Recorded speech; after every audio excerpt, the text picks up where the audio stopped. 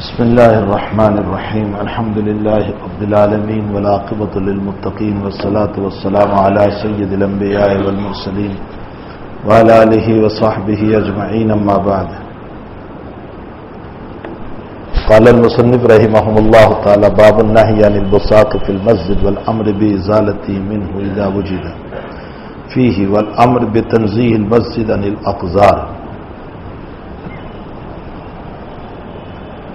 آج جو روایات اور جو سبق ہم پڑھ رہے ہیں اس کا تعلق مسجد کے آداب سے ہے.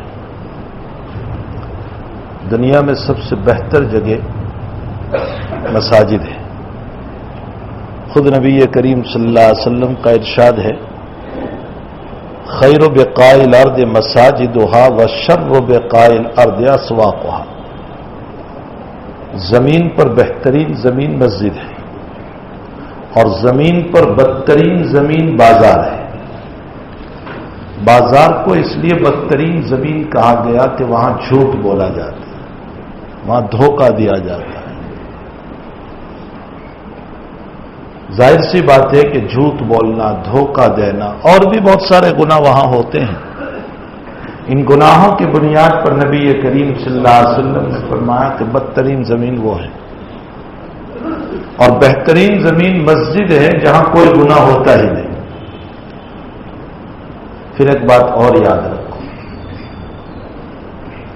صاحب شریعت علیہ صاحب الصلاۃ والسلام فرماتے ہیں جعلت لی الارض مسجدا وطہورا.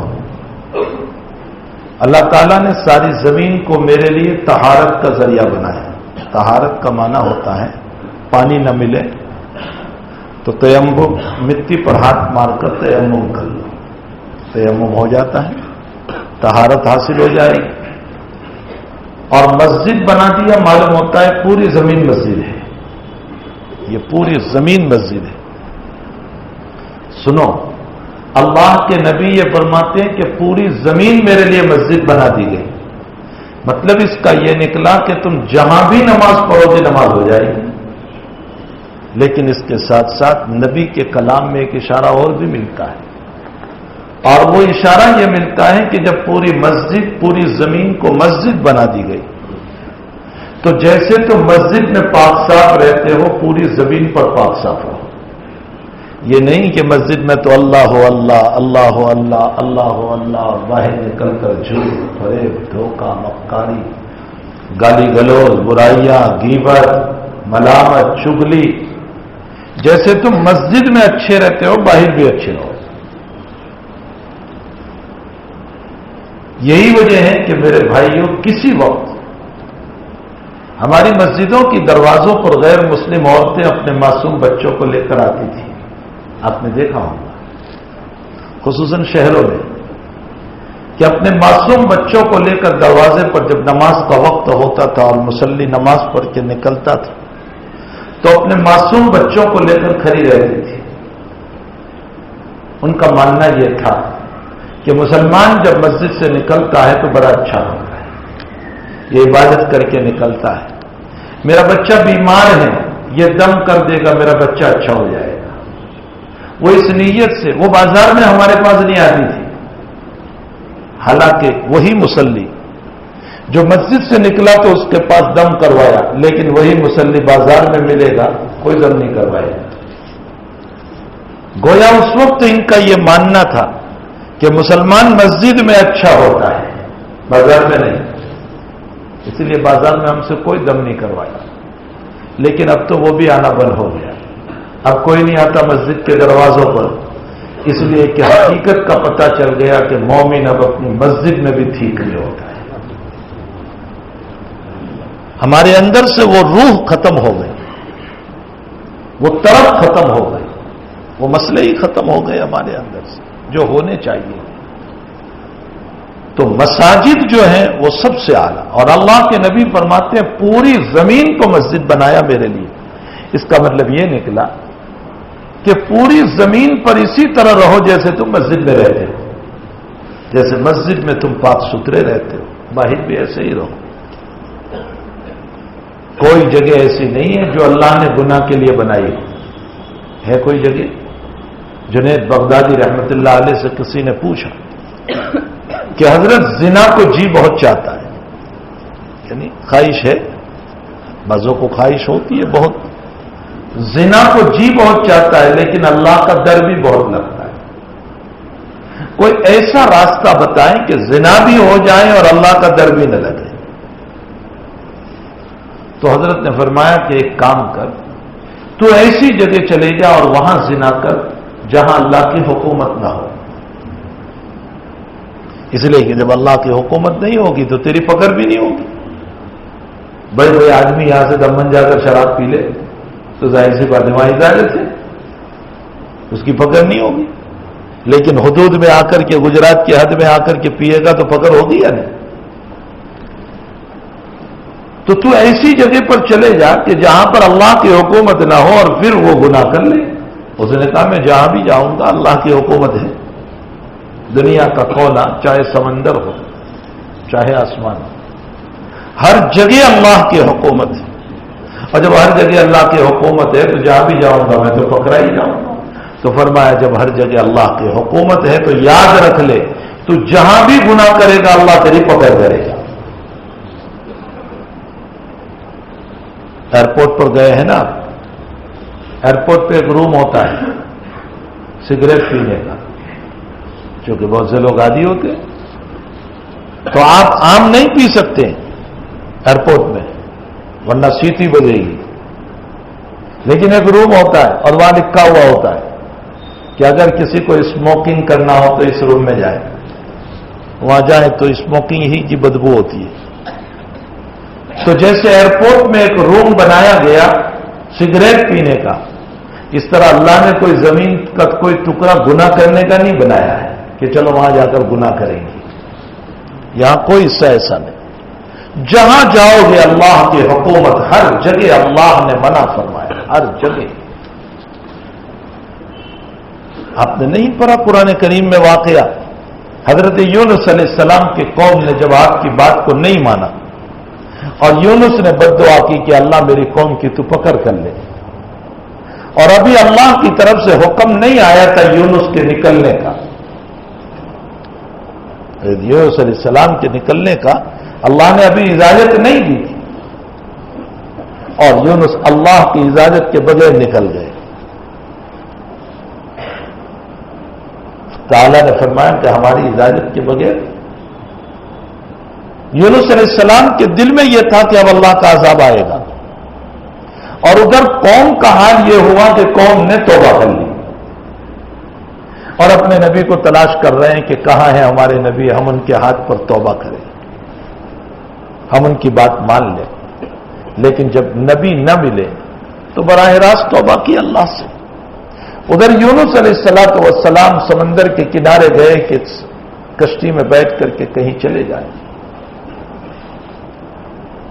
کشتی میں بیٹھے ہی تھے کہ کشتی داوادول ہونے لگی سمندر کے بیچ میں، ڈوبنے کا مسئلہ ہو گیا، اور بھی پاسنجر تھی۔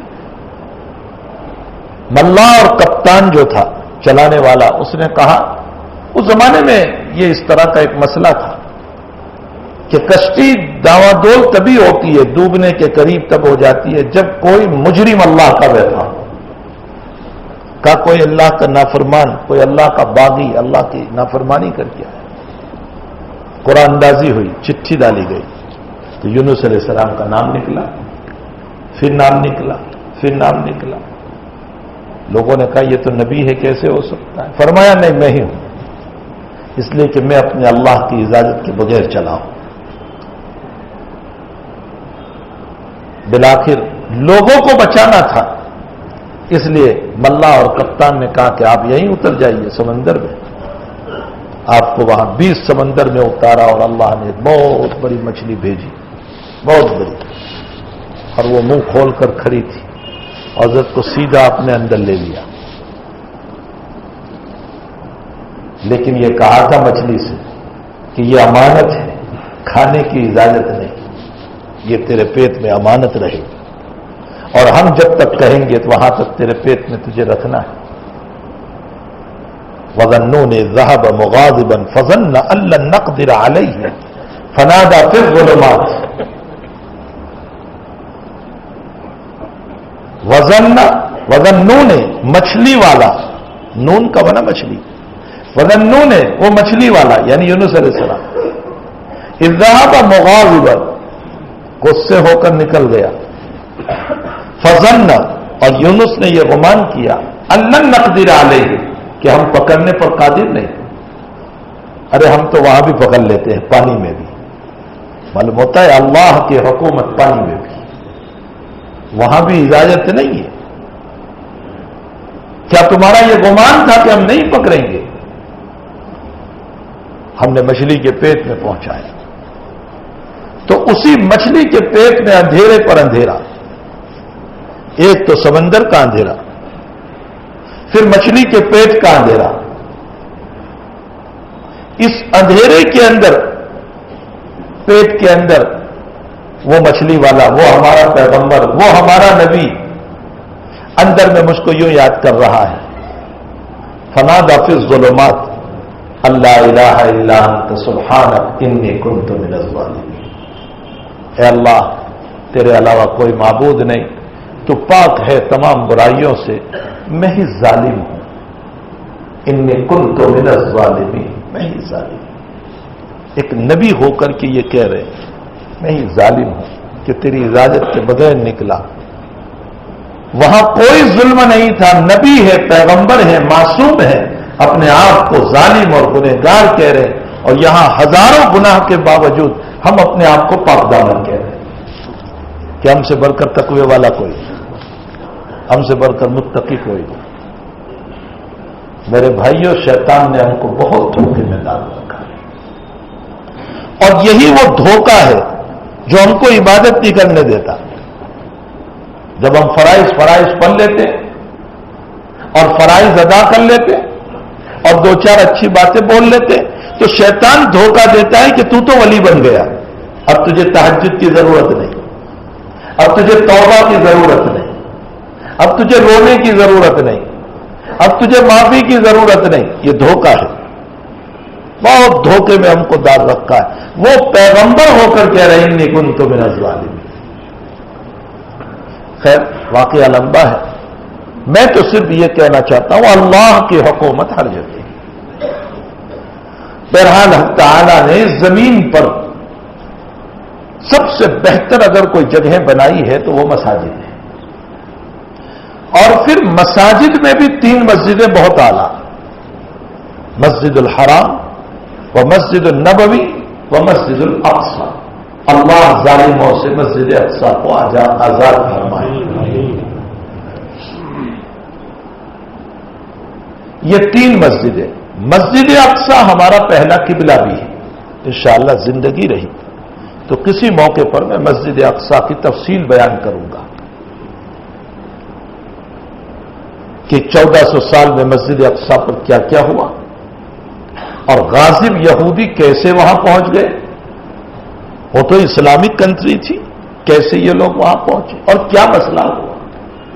بس اشارتاً اس کی مثال یوں سمجھ لو، جیسے ہندوستان میں مغل سلطنت کے زمانے میں کچھ گورے ایسٹ انڈیا کمپنی کے نام سے تجارت کے لیے پاؤں رکھا تھا، اور تجارت کے عنوان پر آ کر ہندوستان پر قبضہ کیا تھا، ٹھیک یہی مسئلہ فلسطین کا بھی ہوا، اور نتیجہ یہ ہوا کہ آہستہ آہستہ انہوں نے لوگوں سے زمین خرید کر کے ملکیت اپنی بنا لی۔ یہ تو پچھلی ابھی تاریخ ہے، ورنہ اس کی 1400 سال کی ایک تاریخ ہے بیت المقدس کی، چونکہ یہ ہمارا پہلا قبلہ ہے۔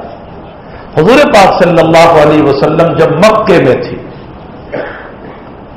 تو آپ نے قبلہ جس کو بنایا تھا وہ بیت المقدس کو بنایا تھا، لیکن آپ کیسے کھڑے رہتے تھے؟ اس طرح پر کعبہ کے سامنے کھڑے رہتے تھے کہ کعبہ بھی سامنے ہو اور بیت المقدس بھی سامنے ہو، اس لیے حضرت کھڑے رہتے تھے۔ رکن یمانی اور حجر اسود کے بیچ کا جو حصہ ہے، رکن یمانی اور حجر اسود، یہ جو بیچ کا حصہ ہے، یہاں حضرت کھڑے رہتے تھے۔ کعبہ بھی سامنے ہے اور ادھر ہی بیت المقدس بھی ہے، لیکن آپ نے قبلہ بیت المقدس کو بنایا تھا۔ مدینۃ المنورہ پہنچی تو 17 مہینے تک قبلہ آپ کا بیت المقدس رہا. آپ نے بیت المقدس کو قبلہ کیوں بنایا پہلے؟ اس لیے کہ حضرت کے دل میں ایک تمنا تھی، اور وہ یہ کہ میں بھی اہل کتاب ہوں، اللہ نے مجھ کو قرآن دیا، اور یہود بھی اہل کتاب ہے، اللہ نے ان کو تورات دی، تو وہ بھی آسمانی کتاب کو مانتے ہیں، میں بھی آسمانی کتاب کا نبی ہوں. اگر میں بیت المقدس کو قبلہ بناؤں گا تو بیت المقدس ان کا بھی قبلہ ہے. ہو سکتا ہے کہ میرے اس بیت المقدس کو قبلہ بنانے کی وجہ سے وہ مجھے اپنا سمجھ کر مجھ پر ایمان لے آئے. یہ حضرت کو ایک لالچ تھی، اس لیے آپ نے بیت المقدس کو قبلہ بنایا. لیکن مدینہ المنورہ پہنچنے کے بعد 17 مہینے تک آپ نے بیت المقدس ہی کی طرف منہ فرمایا. یہودیوں کی طرف سے کوئی ایسا مسئلہ نہیں آیا کہ وہ حضرت کے اوپر ایمان لاتے، اللہ کے 2-4.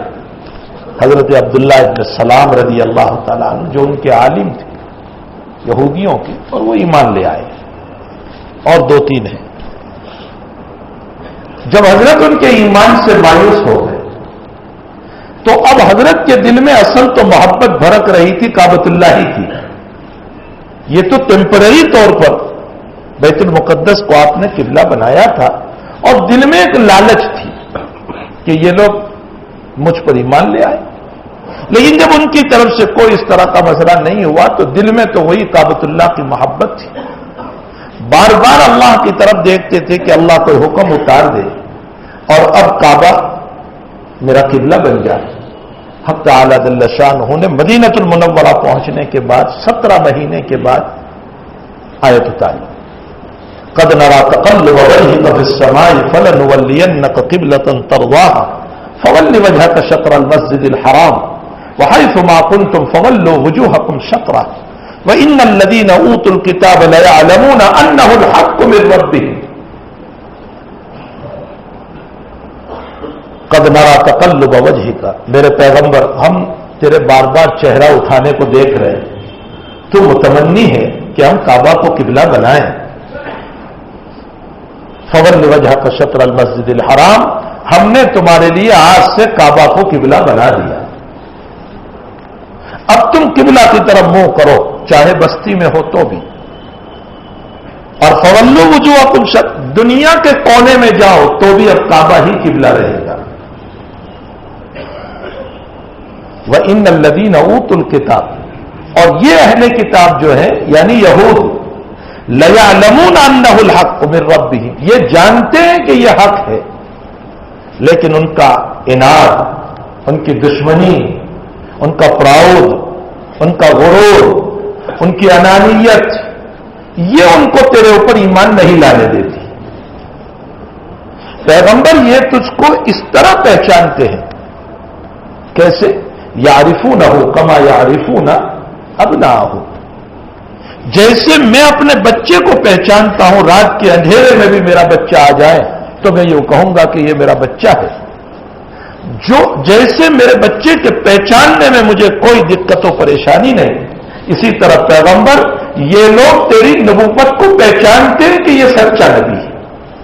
یعرفونہ کما یعرفون ابناءہ، لیکن صرف اناد، بغض، تجھ سے دشمنی کی بنیاد پر کہ یہ آخری پیغمبر ہم میں سے کیوں نہیں آیا، یہ عربوں میں سے کیوں آیا، یہود میں سے کیوں نہیں، یہ ہے دشمنی.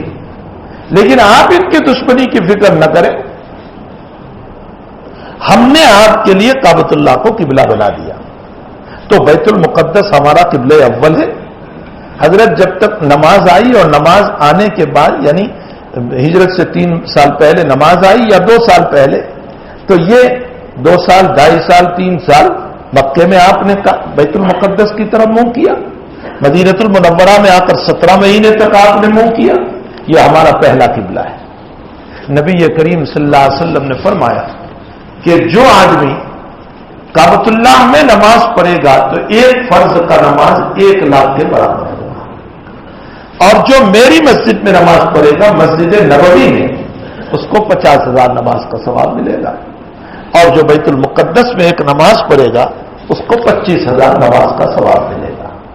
یہ 3 مسجدیں افضل ہے. ایک روایت میں حضور پاک صلی اللہ علیہ وسلم نے یوں فرمایا لا تشد الرحال الا الى 3 مساجد. دنیا میں اگر تم نماز پڑھنے کی نیت سے کسی مسجد میں اگر جانا چاہو تو ان 3 مسجدوں کے اندر پیسہ خرچ کر کے بھی تم جا سکتے ہو. مسجد حرام، مسجد نبوی اور بیت المقدس. اسپیشل سفر کر کے تم نماز پڑھنے جا سکتے ہو. لیکن ان تینوں کے علاوہ دنیا کی کسی مسجد کے باب میں تم نیت کر کے نماز پڑھنے نہیں جا سکتے. حضرت فرماتے اس لیے کہ ان 3 کے علاوہ جتنی مسجدیں ہیں، چاہے وہ کرتبہ ہو اور چاہے تو وہ آپ کے دہلی کی جامع مسجد ہو یا اور کوئی ہو، ساری مسجدیں برابر ہیں.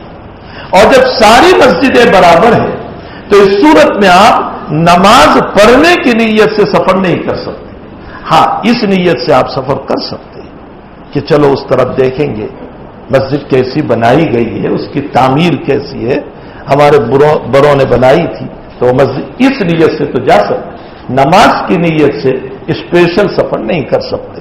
اگر نماز کی نیت سے سفر کرنا ہو تو جناب رسول اللہ صلی اللہ علیہ وسلم نے فرمایا 3 مسجد، مسجد حرام، مسجد نبوی، مسجد اقصی. اور ایک 4تھی مسجد جو اللہ کے نبی علیہ السلام نے فرمایا قباء کی مسجد. قباء کی بھی فضیلت آئی. حضرت اسپیشل ہر سنیچر کو مدینہ المنورہ سے پیدل چل کر قباء کی مسجد میں نماز پڑھنے جاتے تھے. اور ایک حدیث شریف آپ نے وہاں دیکھی ہوگی، لکھی ہوئی ہے ترمذی کے حوالے، ابن ماجہ کے حوالے سے. نبی کریم صلی اللہ علیہ وسلم نے فرمایا جس نے اپنے گھر سے وضو کیا، یعنی اپنی ہوٹل سے، ہم تو ہوٹل میں رکتے ہیں، تو جس نے اپنی ہوٹل سے، اپنے مکان سے مدینے میں وضو کیا اور وضو کرنے کے بعد چلا مسجد قباء اور وہاں 2 رکعت نماز پڑھی، اللہ تعالیٰ اس کو عمرے کا ثواب عطا فرمائیں گے. یہ قباء کی مسجد کی فضیلت بتائی گئی. چاہے رات میں نماز پڑھو وہاں جا کر، چاہے دن میں نماز پڑھو وہاں جا کر. ضروری نہیں ہے کہ دن ہی میں آپ پڑھو، رات میں پڑھو، دن میں پڑھو، جب چاہے پڑھ سکتے ہو. تو قباء کی مسجد کی بھی فضیلت ہے. یہ مساجد کے علاوہ ساری مسجدیں برابر ہیں، لیکن مسجد کا ایک مقام ہے. اللہ کے حبیب پاک صلی اللہ علیہ وسلم نے مسجد کے بڑے آداب بیان فرمائے، مسجد کا بڑا احترام بیان فرمایا. روایت میں ہے کہ ایک عورت یا مرد مسجد نبوی میں جھاڑو دیتی تھی، صفائی کرتی تھی. وہ مرد تھا یا عورت تھی، واللہ عالم. روایت میں دونوں طرح کے الفاظ آئے، رجل او امرات. اللہ کے نبی علیہ السلام نے ان کو نہیں دیکھا مسجد نبوی میں. فرمایا کیا بات ہے، وہ بھائی صفائی کرنے والے کہاں گئے؟ صحابہ نے فرمایا کہ یا رسول اللہ ان کا رات میں انتقال ہو گیا. اور رات بہت اندھیری تھی، ظلمت تھی، بہت اندھیری تھی، اور ہم نے آپ کو مناسب نہیں سمجھا تکلیف دینا، کہ اللہ کے نبی کو کہاں تکلیف دیں گے. اس کا مطلب یہ نکلا کہ گویا اس صفائی کرنے والے کو اتنا بڑا اسٹیٹس اور مقام نہیں دیا تھا. یہی تو ہوا. اس لیے کہ ایک مقام ہوتا تو پھر حضرت کو اطلاع دی جاتی، لیکن معلوم ہوتا ہے ان کی اتنی عظمت نہیں تھی. آج کل بھی یہی ہے. اللہ ہی ہمیں معاف فرمائے. اس مؤذن کو جو مسجد کی صفائی کر رہا ہے، یا جو مسجد میں جھاڑو دے رہا ہے، یا جو 5 وقت اللہ اکبر کہہ کر دعوت و تبلیغ کر رہا ہے، بلکہ بہت بڑی دعوت دے رہا ہے، ہماری نظروں میں وہ حقیر ہے، ہماری نظروں میں وہ ذلیل ہے. ہم نے ان کو کوئی مقام ہی نہیں دیا. کہ آخر مؤذن کا کیا مقام ہوتا ہے؟ جناب رسول اللہ صلی اللہ علیہ وسلم نے فرمایا قیامت کے دن مؤذنون کو موتیوں کے منبر پر بٹھایا جائے گا، اور اس موتی کی چمک ایسی ہوگی جیسے آفتاب و سورج کی چمک. دیکھنے والے جب گزریں گے تو یہ تصور ہوگا کہ شاید کوئی نبی ہے. فرشتے بتائیں گے کہ یہ مؤذنین ہے، کوئی نبی نہیں ہے، یہ مؤذن کا مقام ہے. لیکن مؤذن کو بھی چاہیے کہ اپنا پوزیشن سمجھے، اپنا مقام سمجھے کہ میں کون ہوں، میرا مقام کیا ہے. میری اذان کو کتنی بڑی دعوت کہا گیا، رب هذه الدعوت التامہ، بہت بڑی دعوت اس کو کہا گیا، یہ ایک دعوت ہے۔ تو مؤذن کو بھی چاہیے کہ اپنا مقام سمجھے کہ تعالی جل شانہ نے مجھے ایک مقام دیا ہے۔ بہرحال ہمارے وہاں بھی مؤذنوں کا کچھ ایسا ہی مسئلہ ہے کہ ہم نے بھی ان کو بہت معمولی سمجھا ہے، حقیر سمجھا ہے، حالانکہ ان کا ادب احترام کرنا چاہیے۔ تو صحابہ سے فرمایا کہ وہ مسجد میں جھاڑو دینے والے تھے، بھائی اس کا کیا ہوا، وہ دکھائی نہیں دیتے۔ فرمایا حضرت رات میں انتقال ہوا تو ہم نے ان کو دفن کر دیا۔ پھر عربوں کے وہاں ہمارے عجمیوں کی طرح لاش لے کر بیٹھے رہنے کا مسئلہ نہیں تھا۔ یہ تو ہمارے وہاں ہے کہ شام میں انتقال ہوا ہو تو بھی دوسرے دن تک ہم لے کر بیٹھے رہتے۔ عربوں کے وہاں یہ معمول نہیں۔ عربوں کے وہاں تو حال یہ ہے کہ ظہر میں انتقال، عصر میں تدفین، عصر میں انتقال، مغرب میں تدفین۔ وہ لوگ اس طرح لے کر ہماری طرف بیٹھے نہیں رہتے۔ تو فرمایا یا رسول اللہ رات اندھیری تھی، بہت جو ظلمت تھی، ہم نے آپ کو مناسب نہیں سمجھا تکلیف دینا۔ حضرت نے فرمایا مجھے اس کی قبر پر لے چلو۔ اللہ کے نبی کو قبر بتائی کہ یہ اس کی قبر ہے۔ حضرت نے قبر پر کھڑے ہو کر ان کی صلاۃ جنازہ ادا فرمائی، نماز پڑھی ہوئی۔ کیوں؟ اس لیے کہ نبی علیہ السلام ولی تھے اور ولی کی اجازت کے بغیر دفن کر دیا، اور جب ولی کی اجازت کے بغیر کوئی دفن کر دیتا ہے تو ولی کو دوبارہ نماز پڑھنے کا حق رہتا ہے۔ مثلا باپ کی اجازت کے بغیر بیٹے کو، یا شوہر کی اجازت کے بغیر بیوی کو، جو ولی ہے، اگر کوئی دفن کر دے اور ان کو اطلاع نہ دے تو وہ آ کر کے قبر پہ نماز پڑھنا چاہیں تو پڑھ سکتے، لیکن اس کی ایک مدت ہے کہ جب تک ناش خراب نہ ہوئی ہو۔ اور عمومی طور پر ہمارے فقہا لکھتے ہیں کہ 3 دن میں ناش خراب ہو جاتی ہے، اس لیے 3 دن کے اندر اندر اگر پڑھنا چاہے تو پڑھ سکتا ہے۔ لیکن اللہ کے نبی نے جب صحابہ نے پڑھ لی تھی پھر بھی آپ نے ان کی قبر پر نماز پڑھ کر، حالانکہ وہ مسجد میں جھاڑو دینے والے صاحب تھے، حضرت نے ان کی جنازے کی نماز پڑھ کر امت کو یہ بتایا کہ مسجد میں صفائی کرنے والے کا بہت اونچا مقام ہے۔ یہ نبی علیہ السلام، اور اس سے یہ معلوم ہوا کہ مسجد کا ایک مقام ہے، اس میں صفائی رکھی جائے، اس کو گندا نہ کیا جائے، اس کے اندر نظافت کی جائے، اس میں زور سے نہ بولا جائے، ممنوع ہے۔ بخاری شریف کی روایت ہے، حضرت عمر رضی اللہ تعالیٰ عنہ نے دیکھا کہ 2 آدمی زور سے باتیں کر رہے ہیں، تو حضرت عمر رضی اللہ تعالیٰ عنہ نے آگے آ رہی یہ روایت، ایک صحابی بیٹھے تھے، ان سے یوں کنکر مالا اور کنکر مار کر بلایا ادھر آؤ، وہ گئے، فرمایا یہ دونوں جو باتیں کر رہے ہیں نا مسجد میں، ان کو بلاؤ میرے پاس۔ حضرت کے ہاتھ میں ہینکل تھا، کوڑا۔ حضرت نے فرمایا من این انتما، تم کہاں سے ہو؟ انہوں نے کہا من طائف، ہم طائف کے رہنے والے۔ حضرت نے فرمایا اگر تم مدینے کے ہوتے تو میں اس کوڑے سے تمہاری پٹائی کرتا، تم مسجد میں بیٹھ کر زور سے باتیں کر رہے ہو۔ اسے معلوم ہوتا ہے کہ مسجد میں زور سے بولا نہ جائے، مسجد کا ایک مقام ہے۔ ومن اظلم ممن منع مساجد اللہ ان یذکر فیہا اسمہ وسعی فی خرابها، اس سے بڑھ کر ظالم اور بدماش کون ہو سکتا ہے جو مسجد کو ویران کرے، جو مسجد کو تباہ کرے۔ تو مسجد کی بڑی فضیلت آئی ہے، نبی کریم صلی اللہ علیہ وسلم نے کئی روایتوں میں مسجد کی فضیلتیں بیان فرمائی ہیں، حتیٰ کہ ترمذی شریف کی ایک روایت میں فرمایا کہ قیامت کی 14 نشانیاں ہیں، ان 14 نشانیوں میں ایک نشانی یہ بھی ہے کہ مسجدوں میں شور ہوگا،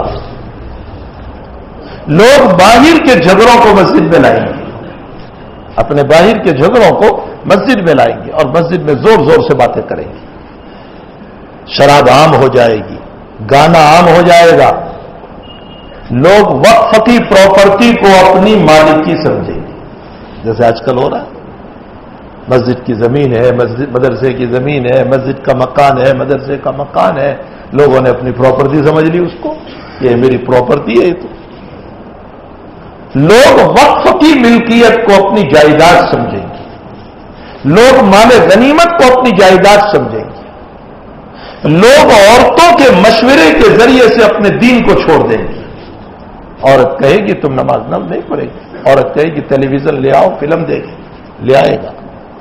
عورتوں کے مشورے سے لوگ اپنے دین کو چھوڑ دیں، اور لوگوں کا حال یہ ہوگا کہ امت کے پچھلے لوگ اپنے اگلوں کو گالیاں دیں گے، صحابہ کو گالیاں دیں گے، بزرگوں کو گالیاں دیں گے، اپنے اکابر کو گالیاں دیں گے۔ یہ ترمذی شریف میں پوری روایت ہے۔ یہ 14 نشانیاں بیان فرمائی، اور پھر اخیر میں جناب رسول اللہ صلی اللہ علیہ وسلم نے فرمایا جب تم ان 14 نشانیوں کو دیکھو، ان 14 نشانیوں میں ایک نشانی یہ بھی بیان کی، اکا ام ہو وہ قابو ہو وہ ادنا صدیق ہو، فرمایا باپ کو لات ماریں گے، ماں کو برا بھلا کہیں گے، اور دوستوں سے پارٹیاں کریں گی، دوستوں کو قریب کریں گی، دوستوں کے ساتھ بیٹھنے کا وقت ملے گا اور ماں باپ کے ساتھ بیٹھنے کا وقت نہیں ملے گا۔ فرمایا جب تم ان نشانیوں کو دیکھو تو سمجھ لو کہ اب اللہ پتھروں کی بارش برسانے والا ہے، تو سمجھ لو اللہ زلزلوں سے زمین کو ہلا کر تمہیں اتار دے گا۔ یہ کچھ جناب رسول اللہ صلی اللہ علیہ وسلم نے فرمایا۔ تو یہ بھی ایک نشانی ہے کہ مسجدوں میں شور ہوگا۔ اب دیکھو مسجدوں میں کیسے جھگڑے ہوتے، لوگ زور زور سے باتیں کرتے، اور یہ بھی نہیں سمجھتے ہیں کہ ہم کہاں کھڑے۔ امام نووی رحمۃ اللہ علیہ نے کچھ روایات ذکر فرمائی ہے، اور ان روایات کے ذریعے سے ہمیں یہ بتایا گیا کہ اللہ کے حبیب پاک صلی اللہ علیہ وسلم نے مساجد کے باب میں کیا فرمایا۔ عن انس رضی اللہ تعالیٰ عنہ ان رسول اللہ صلی اللہ علیہ وسلم قال البصاق فی المسجد خطیۃ وکفارتها دفنها، فرمایا مسجد میں تھوکنا یہ گناہ ہے، لیکن اس کی تلافی یہ ہے کہ یہ گناہ معاف ہو جائے گا بشرطے کہ تم اس کو دفن کر دو۔ لیکن یہ جب ہے جبکہ کچی مسجد ہو۔ حضور کے زمانے میں کچی مسجد تھی، نیچے ریت تھا، تو ریت میں دفن کرنا آسان تھا۔ روایت میں ہے کہ اگر کسی کو بہت تھوک آوے تو اس صورت میں اجازت ہے کہ وہ قرات اگر نہیں کر سکتا نماز میں تو وہ تھوک لے، لیکن اللہ کے نبی نے فرمایا کہ اپنی بائیں طرف تھوکے، اپنی دابی طرف، لیفٹ میں، دائیں طرف میں، اس لیے کہ دائیں طرف جو ہے فرشتہ ہوتا ہے جو ہماری نماز کو بچانے کے لیے آیا ہوا ہے، اور بائیں طرف شیطان ہوتا ہے جو ہماری نماز خراب کرنے آیا ہوا ہے۔ تو ہر انسان کے بائیں طرف شیطان ہے، ہر انسان کے دائیں طرف نماز میں فرشتہ ہے۔ اسی لیے آپ دیکھتے ہو کہ نماز جب ہم پڑھتے ہیں تو ایک خیال آیا پھر دفع ہوا، ایک خیال آیا پھر دفع ہوا، ایک خیال آیا پھر ختم ہوا۔ شیطان خیالات ڈالتا ہے، فرشتہ اس کو دفع کرتا ہے تاکہ ہماری نماز اچھی ہو جائے۔ اللہ کا فضل ہوا کہ اس مالک نے ہمیں اختیار دیا، عقل دی، شعور دیا، وجدان دیا، سب کچھ دیا، اس کے باوجود فرمایا شیطان تمہارے ساتھ ہے، تمہاری نماز برباد نہ کرے، اس لیے میں میرا فرشتہ پھر بھی نماز میں بھیج دیتا ہوں۔ کتنا بڑا احسان ہے کہ اس مالک نے میری نماز بچانے کے لیے فرشتہ بھیج دیا۔ تو فرمایا اگر کسی کو تھوک آئے تو وہ بائیں طرف تھوکے، یا پھر حضرت نے فرمایا کہ اپنے کپڑے میں تھوک لے، اور کپڑے میں تھوک کریوں رگل لے، نماز ہی کے اندر اپنے کپڑے پر تھوک کریوں رگل لے۔ لیکن یہ جب ہے جب کہ آپ کو بہت تھوک آ رہا ہے یا بہت زکام اور نزلے کی وجہ سے پانی آ رہا ہے، تو اس صورت میں آپ اس طرح کر سکتے ہیں۔ تو حضرت کے زمانے میں تو کچی مسجد تھی، اس لیے فرمایا کہ نیچے تھوک لو، مٹی میں دبا دو۔ اب آج کل ایسے تھوڑے ہی ہو سکتا ہے، صفے بچھی ہوئی ہے، پکی مسجد ہے، تو پھر اس صورت میں مسئلہ یہ ہوگا کہ اپنے کپڑے پر تھوک لو، اور کپڑے پر مسل لو، اس کو نیچے زمین پر نہ تھوکو۔ اور حضرت اتنا اہتمام فرماتے تھے، اتنا اہتمام فرماتے تھے کہ نبی کریم صلی اللہ علیہ وسلم نے دیوار پر گندگی دیکھی، کسی نے تھوکا تھا، حضرت نے اپنے ہاتھوں سے اس کو صاف کیا۔ فرماتے ہیں ان عائشہ رضی اللہ تعالیٰ عنہ رسول اللہ صلی اللہ علیہ وسلم رعا فی جدار القبلہ مخاطن او بزاقن او نخامتن فحقہ، حضرت نے دیکھا کہ کسی نے تھوکا ہے یہاں یا ناک کا پانی لگایا ہے، حضرت نے اپنے ہاتھ سے صاف کیا۔ ساری کائنات کا اتنا بڑا نبی اپنے ہاتھ سے صاف کر رہا ہے، مسجد کی اہمیت ہوگی تو ہی تو کر رہا ہے۔ مسجد کا مقام ہوگا تو ہی تو کر رہا ہے. اس سے معلوم ہوتا ہے کہ مسجد کی عظمت کرنا چاہیے. امام شعرانی رحمۃ اللہ علیہ فرماتے ہیں کہ نبی کریم صلی اللہ علیہ وسلم کی احادیث مبارکہ سے پتہ چلتا ہے کہ ہمیں چاہیے کہ مسجد کو گندگیوں سے پاک صاف رکھیں. کوڑے کباڑ کو ڈالنے سے، گندگی ڈالنے سے ہم مسجد کو پاک صاف رکھیں. پھر مسجد کیوں بنائی گئی؟ فرمایا مسجد انس رضی اللہ تعالیٰ عنہ ان رسول اللہ صلی اللہ علیہ وسلم قال ان هذه المساجد لا تصلح بشيء من هذا البول ولا القذر انما هو لذكر الله انما هي لذكر الله تعالی وقراءة القرآن. فرمایا مسجد پیشاب پخانہ کے لیے نہیں بنائی گئی. مسجد تو اس لیے بنائی گئی ہے تاکہ اس میں اللہ کا ذکر ہو، اس میں قرآن کی تلاوت ہو، اس لیے مسجد کو بنایا گیا ہے. آگے روایت میں نبی کریم صلی اللہ علیہ وسلم نے ایک عجیب و غریب بات ہے. ان ابی ہریرہ رضی اللہ تعالیٰ عنہ سمع رسول اللہ صلی اللہ علیہ وسلم من سمع رجلا ينشد ضالة في المسجد فليقل لا رد الله عليه فإن المساجد لم يكن لهذا او كما قال صلی اللہ علیہ وسلم. اللہ کے نبی فرماتے ہیں کہ اگر تم نے کسی کو مسجد میں دیکھا کہ وہ اعلان کر رہا ہے کہ میری چیز گم ہو گئی ہے، کسی کو ملی ہو تو واپس کرو، اللہ کے نبی کہتے ہیں اس کو بد دعا دو کہ اللہ تیری چیز تو اس کو واپس نہ کرے. مسجد اس کے لیے نہیں بنائی گئی کہ تو اپنی چیزوں کو یہاں تلاش کرے اور اس کے لیے اعلان کرے. اس کے لیے مسجد نہیں بنائی گئی ہے. مسجد تو اللہ کے ذکر کے لیے بنائی گئی، تلاوت کے لیے بنائی گئی. اب مسئلہ یہ ہے اس میں کہ اگر وہ چیز مسجد ہی میں گم ہو گئی، کسی کی گھڑی مسجد ہی میں گم ہو گئی، کسی کا موبائل مسجد ہی میں گم ہو گیا، تو اس صورت میں آپ اعلان کر سکتے ہیں مسجد میں، بشرطے کہ شور و شغب نہ ہو، شور نہ ہو. یہ روایت تب ہے جب باہر کوئی چیز گم ہوئی تھی اور اعلان مسجد میں کر رہے ہو، تو نبی کریم صلی اللہ علیہ وسلم نے منع فرمایا کہ اللہ کرے کہ تیری چیز تو اس کو واپس نہ ملے. اس لیے کہ مساجد چیزوں کی تلاش کے لیے نہیں بنائی گئی. ہاں مسجد کے اندر اگر کوئی ہے گم ہونے والی چیز تو پھر آپ اعلان کر سکتے ہیں، حتیٰ کہ آپ مسجد میں یہ بھی اعلان کر سکتے ہیں کہ بھائی ہم کو کسی کی گھڑی ملی ہے یا پاکٹ ملا ہے یا موبائل ملا ہے، وہ اپنی نشانی دے کر کے لے جائیں. لیکن یہ اس وقت ہے کہ مسجد میں ملا ہو، اور اگر باہر ملا ہو تو پھر باہر اعلان کرو، مسجد میں نہیں. روایت میں فرمایا، ابو ہریرہ فرماتے ہیں کہ رسول اللہ صلی اللہ علیہ وسلم نے فرمایا اذا رأيتم من يبيع او يبتاع في المسجد فقولوا لا اربح تجارتك. اللہ اکبر. نبی فرماتے جب تم کسی کو مسجد میں دیکھو کہ کاروبار کر رہا ہے، تجارت کر رہا ہے، سودا کر رہا ہے، بیچ رہا ہے، تو فرمایا اس کو بد دعا دے دو کہ اللہ تیری تجارت میں کوئی برکت نہ دے. بد دعا دو اس کو، اللہ تیری تجارت میں برکت نہ دے. یہ مسجد اس لیے نہیں ہے کہ تم مسجد کے اندر کاروبار کرو.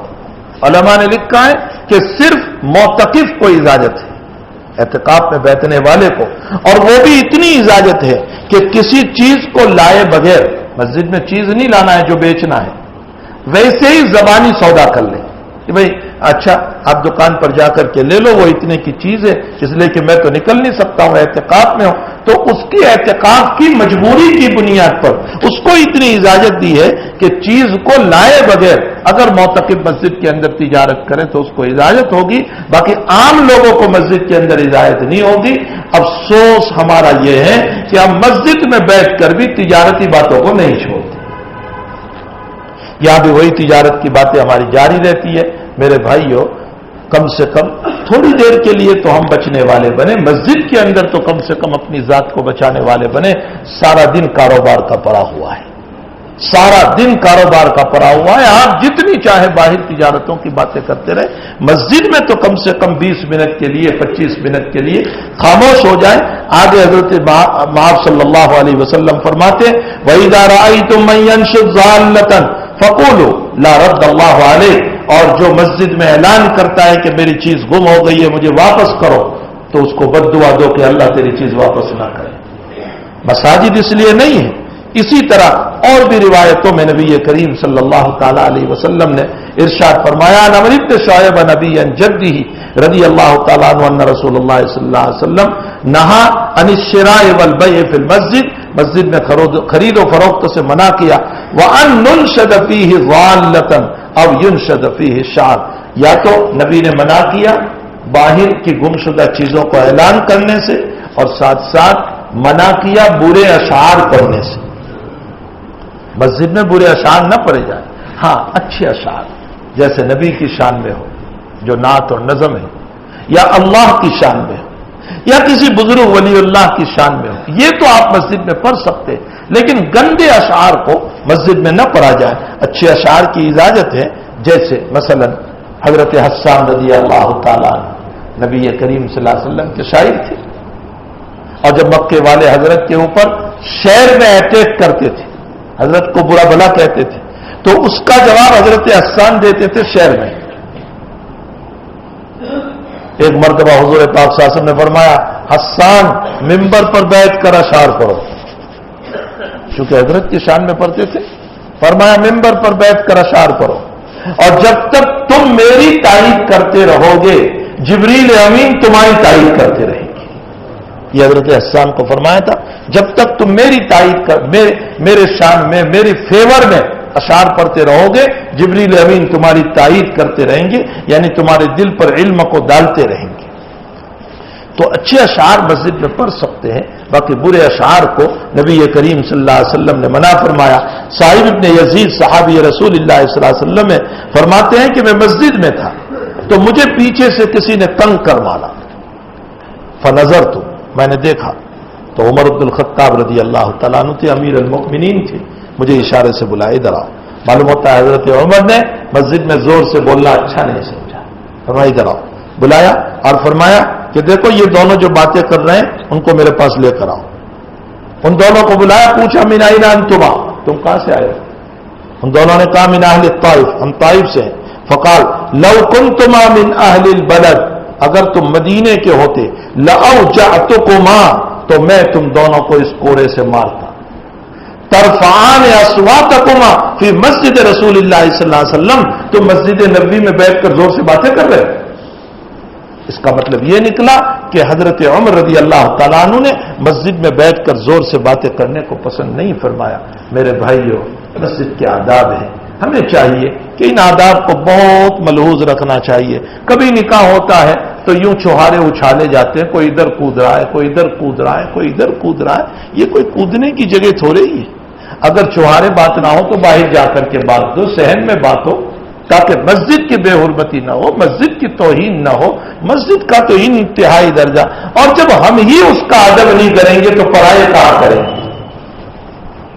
ہم ہی اس کا ادب نہیں کریں گے مسجد کا تو وہ پرائے کہاں کریں گے؟ پھر پرائے مسجد کی بے حرمتی کریں گے, بے عزتی کریں گے, مسجد کو پامال کریں گے, وہ جوتے پہن کر بھی مسجد میں آ جائیں گے اگر ہم ہی نے اس کا ادب نہیں کیا. وہ ایک لطیفہ بہت مشہور ہے کہ ایک صاحب گزر رہے تھے اور انہوں نے کسی غیر مسلم کو دیکھا کہ وہ کعبۃ اللہ کی طرف بیٹھ کر کے پیشاب کر رہا ہے, تو اس مسلم نے اس کو لات ماری اور کہا نالا ہے کہیں کا, ہمارے کعبہ کی طرف منہ کر کے پیشاب کر رہا ہے. اس نے کہا بابو جی مجھے معاف کر دیجئے, غلطی ہو گئی, آئندہ ایسا نہیں کروں گا. 2-4 دن کے بعد وہی غیر مسلم گزرا اور وہی مسلمان کعبہ کی طرف بیٹھ کر پیشاب کر رہا تھا. تو کہا بابو جی اس دن تو تم مجھے کہہ رہے تھے کہ کعبہ کی طرف بیٹھ کر پیشاب نہیں کرنا چاہیے, آج تم کیوں کر رہے ہو؟ تو کہا میرا کعبہ ہے, میں جو چاہے کر لوں. یہ مطلب تھوڑے ہی ہے کہ میری مسجد ہے میں جو چاہے کر لوں.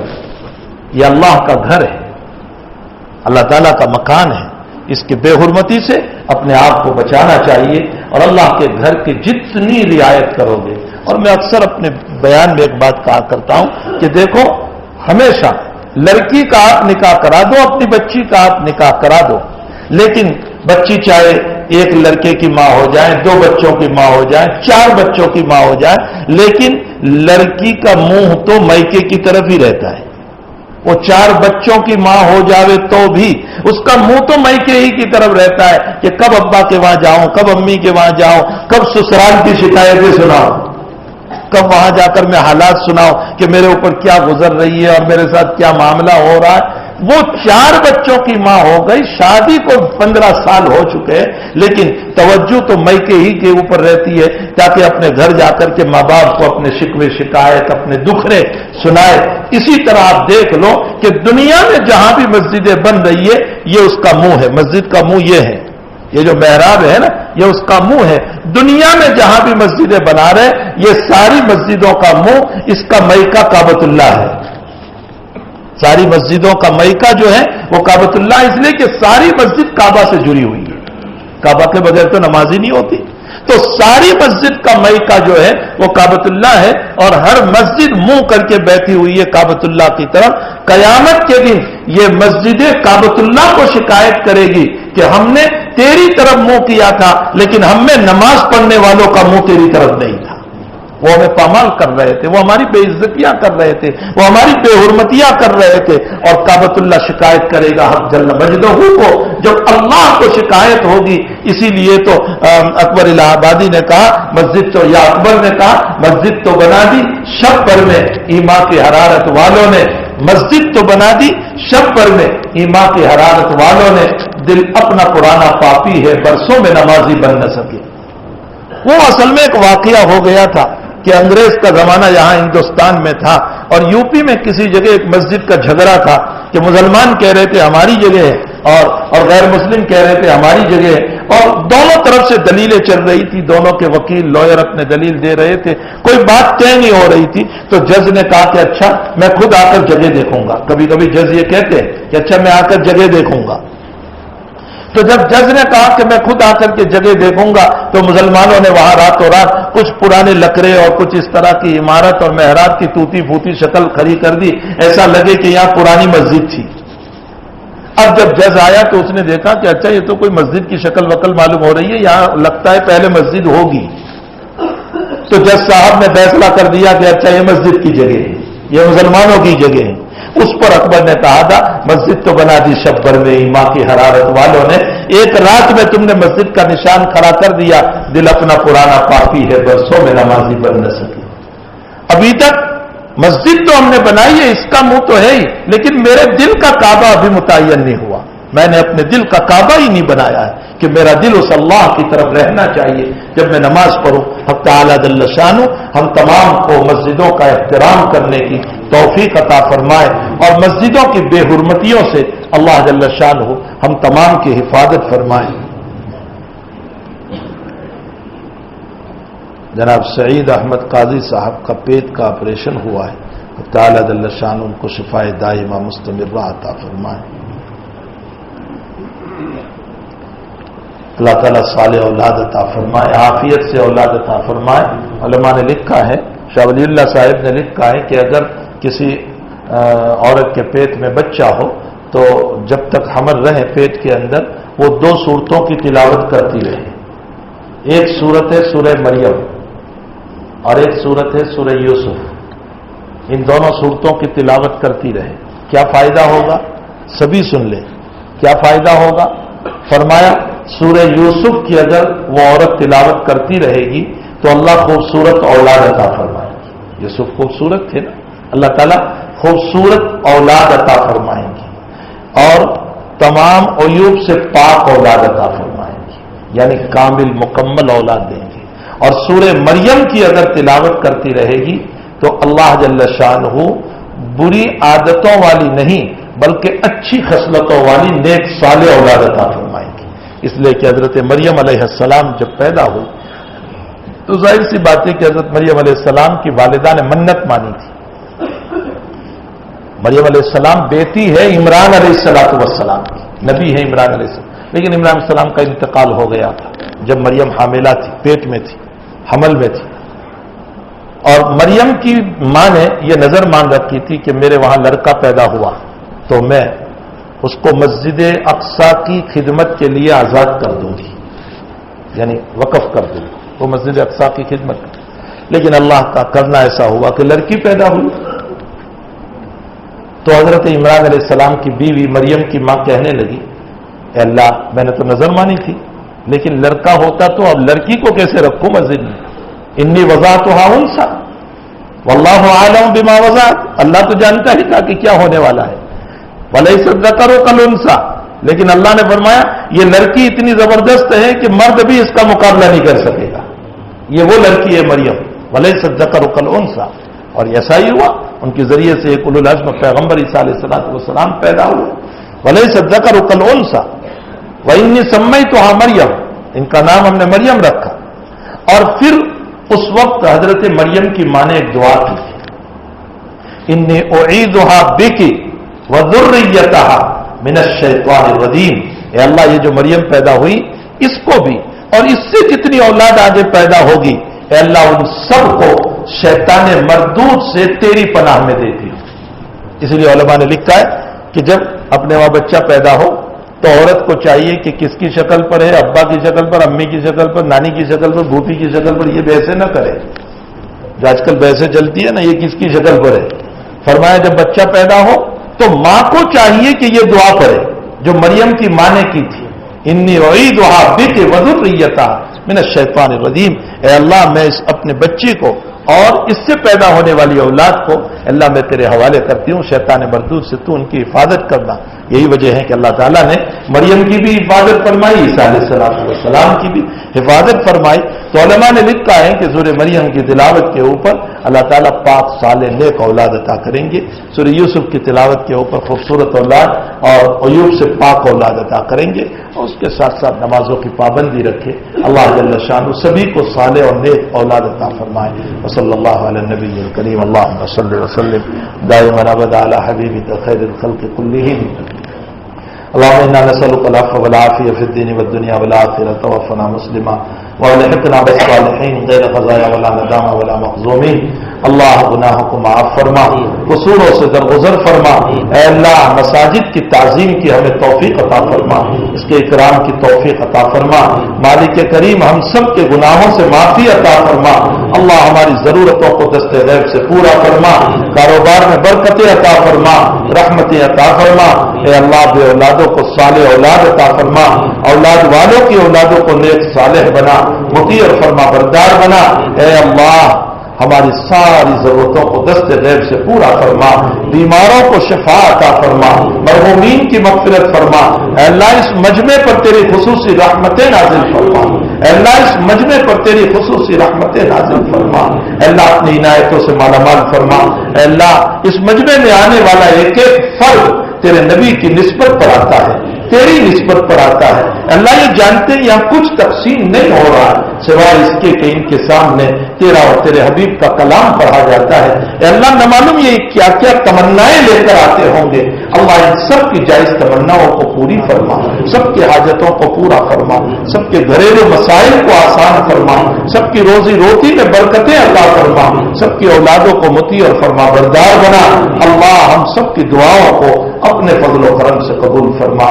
صلی اللہ علیہ النبی الکریم برحمتک یا ارحم الراحمین۔ السلام علیکم۔